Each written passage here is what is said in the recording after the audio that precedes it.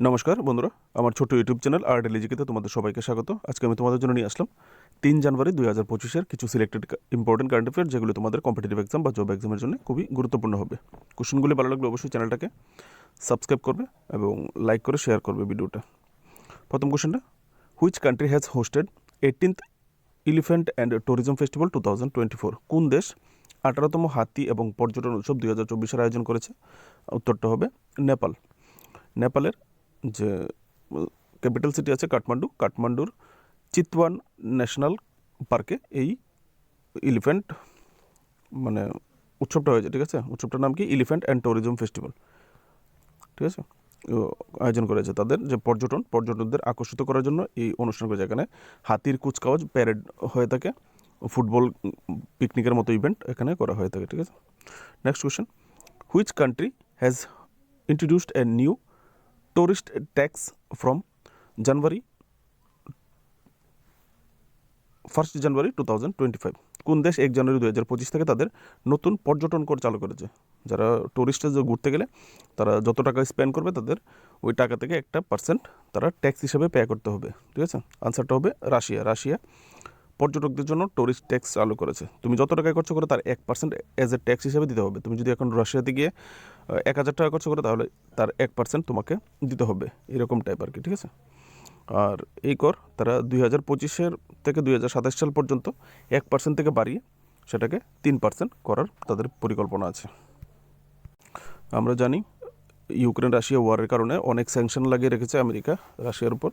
তারা ইকোনমিক্যালি অনেকটাই দুর্বল হয়ে গেছে, সেই কারণে তারা এখন পর্যটকদের কাছ থেকেই পর্যটনের উন্নয়নের জন্য টাকাটা তারা নিয়ে নিচ্ছে, একটা percentage. Next question, vehicle retail sale have risen by dash dash dash in India in 2024? 2024 সালে ভারতে যানবাহনের খুচরা বিক্রয় কত পার্সেন্ট বেড়েছে এখানে জিজ্ঞেস করা হয়েছে। ঠিক আছে, এর আনসারটা হবে 9%, 9% বেড়েছে। ঠিক আছে বন্ধুরা, পরের কোশ্চেনটা, recently Uttar Pradesh CM inaugurated water purification projects focus on cleaning which river? সম্প্রতি উত্তরপ্রদেশের মুখ্যমন্ত্রী কোন নদী পরিষ্কারের উপর দৃষ্টি নিবদ্ধ করে জল পরিশোধন প্রকল্পের উদ্বোধন করেছে? ঠিক আছে, আনসারটা হবে রাপ্তি রিভার। এখান থেকে তোমরা ডিটেলসটা দেখতে পারো। ঠিক আছে, next question, how many athlete have been awarded the Arjuna award for the year 2024? 2024 সালের জন্য কতজন ক্রীড়াবিদকে অর্জুন পুরস্কারে ভূষিত করা হবে? আনসারটা হবে 32। ঠিক আছে, আর এই পুরস্কারগুলি 17 জানুয়ারি 2025 রাষ্ট্রপতি ভবনে এই পুরস্কারগুলি দেওয়া হবে। ঠিক আছে, তোমাদেরকে আমি দেখিয়ে দিচ্ছি কে কে অর্জুনা পুরস্কার পাচ্ছে, একটু দেখে নাও। বন্ধুরা, এখান থেকে তোমরা ডিটেলসগুলি দেখে নাও। দেখো, মেজর ধ্যানচাঁদ খেল রত্ন অ্যাওয়ার্ড 2024, যেটা আমি গতকালকের ভিডিওতে করেছিলাম কারেন্ট অ্যাফেয়ার্সে, 4জন প্লেয়ার। আর আজকে এখান থেকে তোমরা ভিডিওটা স্টপ করে দেখে নিও। অনেকগুলি প্লেয়ার তো আমি বলতে গেলে অনেকটা বড় হয়ে যাবে, তোমরা নিজেরাও স্টপ করে দেখতে পারবে। ঠিক আছে, এখান থেকে দেখো অর্জুনা অ্যাওয়ার্ডগুলি কে কে পাবে। হ্যাঁ, শুরু করে কে কোন স্পোর্টসের লোকে রিলেটেড সেটাও দেখে নেবে কিন্তু। হ্যাঁ, একটু দেখে নেবে এখান থেকে তোমরা। ভিডিওটা স্টপ করে 32 জন প্লেয়ার আছে, এখান থেকে তোমরা স্টপ করে কে কোন খেলার সঙ্গে যুক্ত সেটা কিন্তু জানতে হবে। তোমাকে হঠাৎ করে বলে দিতে পারে শ্রী অজিত সিং, 14 নম্বরটা নিয়ে আমি কথা বলছি, 14 নম্বর কোশ্চেনটা নিয়ে আসছি। ধরো হচ্ছে 14 নম্বর কোশ্চেন, মানে সরি ফ্রেন্ডস, 14 নম্বর প্লেয়ার যেমন শ্রী অজিত সিং, বলে দেবে অজিত সিং রিসেন্টলি অর্জুনা পুরস্কার পেয়েছে, উনি কোন খেলার সঙ্গে যুক্ত, উনি কোন প্যারা অ্যাথলিট বলে দেবে, অ্যাথলেট বলে দেবে, হকি বলে দেবে, ক্রিকেট বলে দেবে। ঠিক আছে, এরকম বলে দেবে, কিন্তু তোমাদের আনসারটা বলতে হবে। তাই বলে তোমরা প্লেয়ারের সঙ্গে সঙ্গে প্লেয়ারটা কোন স্পোর্টসের সঙ্গে রিলেটেড তোমরা একটু জেনে রাখবে। ঠিক আছে, এখান থেকে দেখে রেখে দেবে যদি কেউ দেখতে চাও আর কি। ঠিক আছে, এখান থেকে তোমরা দেখতে পারো এগুলি হচ্ছে অর্জুনা পুরস্কার যারা পাবে। আর এখন হচ্ছে আরেকটা দ্রোণাচার্য অ্যাওয়ার্ডের জন্য আলাদা কোনো কোশ্চেন আমি করিনি, তোমাদেরকে এখান থেকে দেখাবো বলে দ্রোণাচার্য অ্যাওয়ার্ডের জন্য আলাদা কোশ্চেন করিনি। তোমরা এখান থেকে দেখে নাও দ্রোণাচার্য অ্যাওয়ার্ড কে কে পাবে। Arjuna award lifetime, Arjuna অ্যাওয়ার্ডের মধ্যে আবার লাইফ টাইম অ্যাচিভমেন্ট অ্যাওয়ার্ড দেওয়া হয়েছে এখানে, outstanding lifetime outstanding performance.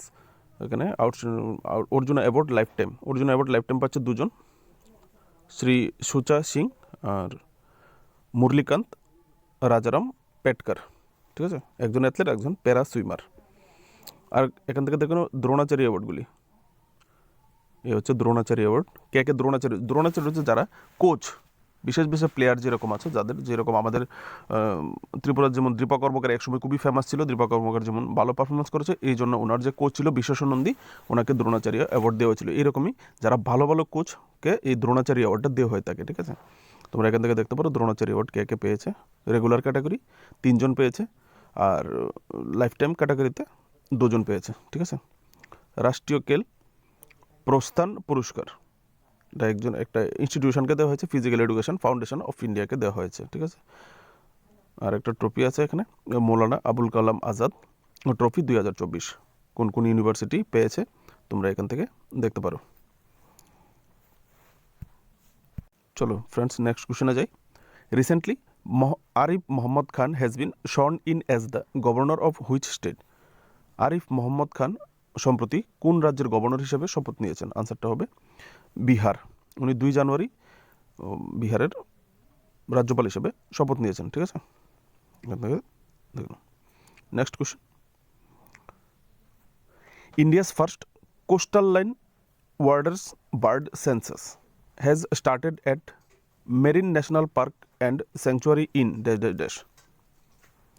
এখানে জিজ্ঞেস করা হয়েছে সম্প্রতি ভারতবর্ষের প্রথম কোস্টাল লাইন, যে সমুদ্র উপকূল আছে, সমুদ্র উপকূলের একটা ন্যাশনাল পার্ক আছে, ন্যাশনাল পার্কে wader bird census. Wader bird হচ্ছে, তোমাদেরকে প্রথমে পাখিটাই দেখিয়ে দেবো, এই হচ্ছে পাখি, এটাকে ওয়ার্ডার বার্ড বলা হয়। লম্বা টুট, তারা মাছ শিকার করতে আসে, তাদের একটা সেন্সাসের ব্যবস্থা করা হয়েছে, ঠিক আছে। আনসারটা হবে জামনগর, গুজরাটের যে জামনগর মেরিন ন্যাশনাল পার্ক এবং স্যাংচুয়ারি আছে, ওখানে প্রথম, ভারতবর্ষের প্রথম এরকম একটা সেন্সাস করেছে। এর আগে কখনো কোনো ন্যাশনাল স্যাংচুয়ারিতে বা মেরিন ন্যাশনাল স্যাংচুয়ারি, যারা কোস্টাল লাইন কোনো স্যাংচুয়ারিতে এরকম পাখির গণনা করা হয়নি, সেন্সাস করা হয়নি, এরকম প্রথম এখানে করা হয়েছে। উপকূলীয়, যেটাকে উপকূলীয় এবং ওয়ার্ডার পাখির শুমারি করা হচ্ছে। সেন্সাসের বাংলা হচ্ছে শুমারি, ঠিক আছে, শুমারি করা হচ্ছে। সামুদ্রিক অভয়ারণ্য প্রথম গুজরাটের। আর এটা করছে গুজরাটের যে বন বিভাগ, ফরেস্ট ডিপার্টমেন্ট এবং বার্ড কনজারভেশন সোসাইটি যৌথভাবে এই সেন্সাসটা করছে। এর কারণ হচ্ছে পাখিরা কতটুকু আসছে, কম আসছে কি বেশি আসছে, তাদের ভবিষ্যতে কীরকম সংরক্ষণ করা যায় সেই চিন্তা করে কাজটা করা হচ্ছে। বন্ধুরা, আজকের জন্য তোমাদের জন্য এটুকুই। যদি কোশ্চেনগুলি ভালো লাগে, ডেইলি কারেন্ট অ্যাফেয়ার্স পেতে চাও, তাহলে অবশ্যই চ্যানেলটাকে সাবস্ক্রাইব করে পাশে থাকবে, আর শর্টসগুলি অবশ্যই দেখবে। প্লেলিস্ট দেওয়া আছে তোমাদের, প্লেলিস্টে গিয়ে প্রিভিয়াস ডের জিকেগুলি, কারেন্ট অ্যাফেয়ার্সগুলি দেখতে পারো। নমস্কার।